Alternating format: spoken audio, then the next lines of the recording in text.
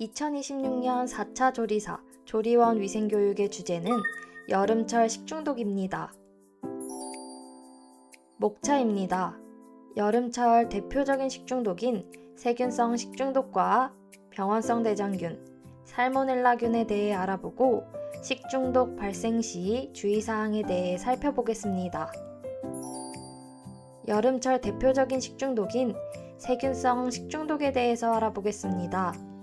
세균성 식중독균은 대부분 4도에서 60도의 온도 범위에서 가장 활발하게 증식하며 균에 따라 차이는 있지만 35도에서 37도 사이 증식 속도가 가장 빠릅니다.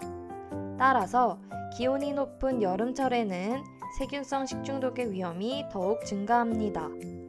세균성 식중독은 크게 독소형과 감염형으로 구분됩니다. 독소형은 식품 내에서 생성된 독소에 의해 발생하며 감염형은 살아있는 세균이 체내에 들어와 증식하면서 발생합니다. 그중 급식소 발생 빈도가 높은 병원성 대장균과 살모넬라균을 중점적으로 알아보도록 하겠습니다.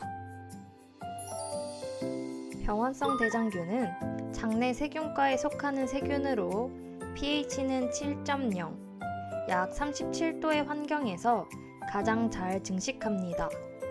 또한 45도 이상에서는 증식이 억제되며 60도에서 30분 이상 가열하면 사멸하는 특징이 있습니다.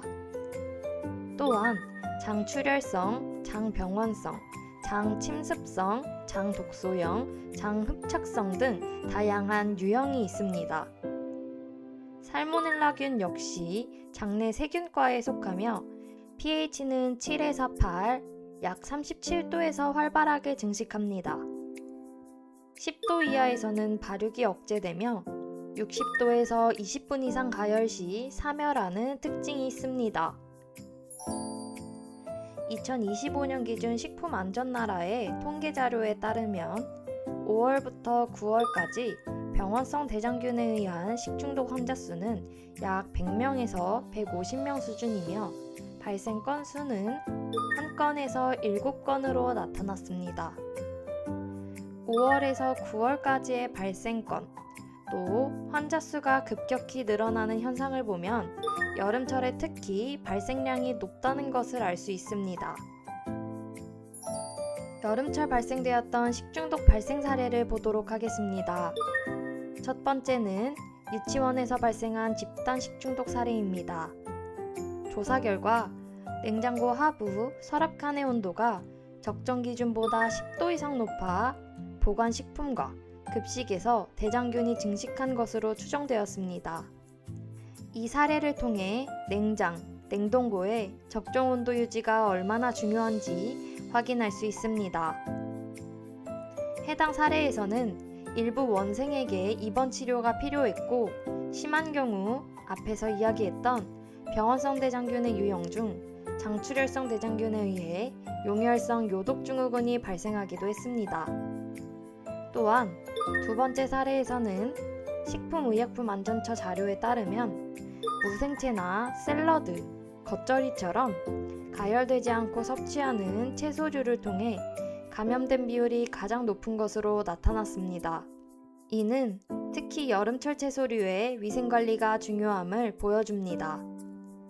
그럼 이제 이러한 사례를 바탕으로 원인 식품에 대해 좀 더 자세히 살펴보겠습니다. 식품의약품안전처 통계에 따르면 원인 식품은 채소류가 1위, 복합조미식품이 2위, 육류가 3위로 나타났습니다. 원인 식품의 감염 경로를 살펴보면 먼저 채소류의 경우 동물의 장내에 존재하던 병원성 대장균이 분변을 통해 배출되고 이로 인해 오염된 지하수가 농업용수로 사용되어 채소류에 오염시키게 됩니다. 육류의 경우에는 이미 장내에 존재하던 병원성 대장균이 도축 및 가공 과정에서 교차오염 또는 오염된 육류를 충분히 가열하지 않고 섭취할 때 감염될 수 있습니다. 감염 시 주요 증상으로는 복통, 구토, 설사, 탈수 등이 나타납니다. 일반 성인의 경우 비교적 경미하게 지나갈 수 있지만 어린이와 노약자의 경우 출혈성 설사 및 용혈성 요독 증후군으로 진행될 수 있어 각별한 주의가 필요합니다. 식중독 발생을 최소화할 수 있는 가장 중요한 예방법은 교차오염 방지입니다.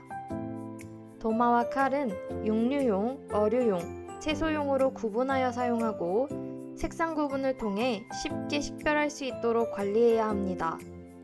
또한 식중독균은 전파력이 높기 때문에 작업 전후 손 세척을 철저히 해야 합니다. 조리도구는 사용 후 반드시 세척, 소독, 건조 과정을 거쳐야 하며 완료된 조리도구는 밀폐하여 보관하도록 합니다. 채소류 사용 시 예방법입니다. 생채소와 생과일을 제공하는 경우 세척 소독 과정을 반드시 거쳐야 합니다. 식품용으로 허가된 소독제를 사용해야 하며 반드시 식품 첨가물 용도로 표시된 제품을 선택해야 합니다.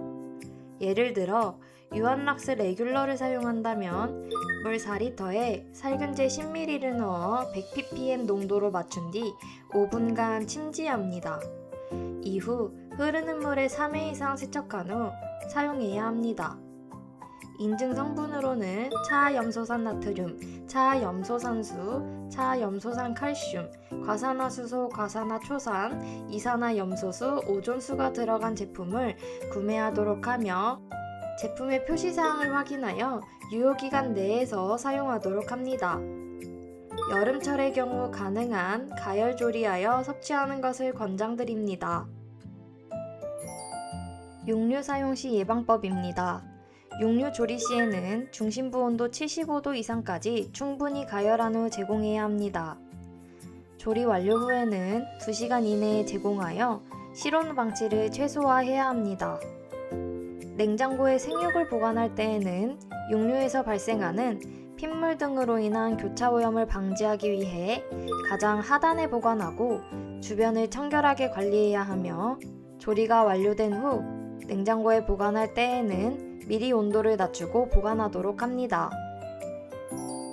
다음은 살모넬라균입니다. 2025년 통계를 보면 병원성 대장균과 마찬가지로 5월부터 9월까지의 환자 수와 발생 건수가 급증하는 것을 볼 수 있고 약 37도에서 가장 활발하게 증식하는 특징을 가지고 있어 여름철에 증가하는 현황을 나타내고 있습니다. 발생 사례들을 보면 돌봄센터에서 발생한 집단 식중독으로 급식으로 제공된 달걀 스크램블에서 살모넬라균이 검출되었고 약 19명에게 증상이 발생했습니다. 두 번째는 달걀 지단으로 인한 집단 식중독 사례로 두 사례 모두 달걀이 원인 식품이라는 공통점이 있습니다. 식품의약품안전처 자료에 따르면 살모넬라균의 주요 원인 식품은 난류, 복합조미식품, 육류 순으로 나타났습니다.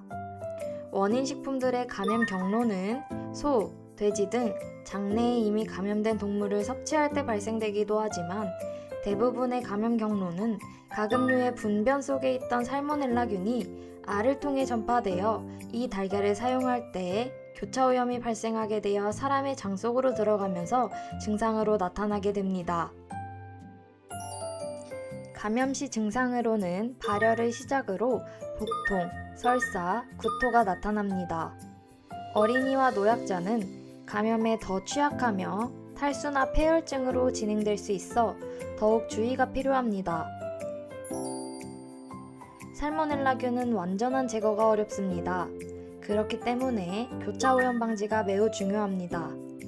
장갑은 용도별로 구분하여 사용하고 보관 시에도 겹치지 않도록 관리해야 합니다. 수시로 손과 장갑을 세척하거나 장갑은 교체하도록 하며 사용한 조리도구는 세척 후 밀폐하여 보관합니다. 달걀을 취급할 때에는 특히 조리도구와 작업대 주변에 균이 확산되는 것을 막기 위해 수시로 세척, 소독하도록 합니다. 살모넬라균은 10도 이하에서는 발육이 억제되므로 달걀은 반드시 0도에서 5도 이하 냉장 보관해야 하며 온도 변화가 큰 냉장고 문 쪽이 아닌 내부 깊숙한 곳에 보관합니다. 실온 방치 시간을 최소화하며 꺼낸 후에는 즉시 사용하는 것이 중요합니다. 또한 다른 식품과 구분하여 밀폐 보관하고 난각이 손상된 달걀은 폐기해야 합니다. 섭취 시에는 65도 이상에서 20분에서 30분 충분히 가열하여 제공해야 합니다. 마지막으로 급식소 공통 식중독 예방 수칙입니다. 조리 종사자는 예방 수칙을 반드시 준수해야 합니다. 손 씻기, 보관 온도 지키기, 구분 사용하기, 가열하기, 세척 소독하기, 이 5가지를 항상 실천해 주시기 바랍니다.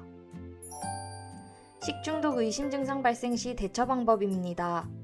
첫째, 조리 종사자에게 증상이 발생한 경우 즉시 병원에 방문하며 치료 후에도 2일에서 3일간 조리 업무를 중단해야 합니다. 둘째, 집단급식소에서 의심 환자가 발생하면 즉시 분리 조치하고 보건소에 신고해야 합니다. 셋째, 역학조사에 대비하여 보존식 보관 및 기록 관리에 철저히 협조해야 합니다. 조리사, 조리원들의 꾸준한 노력으로 안전하고 건강한 급식 환경이 유지될 수 있습니다. 이번 교육이 형식적인 교육에 그치지 않고 현장에서 지속적으로 실천되기를 당부드립니다. 4차 조리사 조리원 교육은 여기서 마무리하겠습니다. 감사합니다.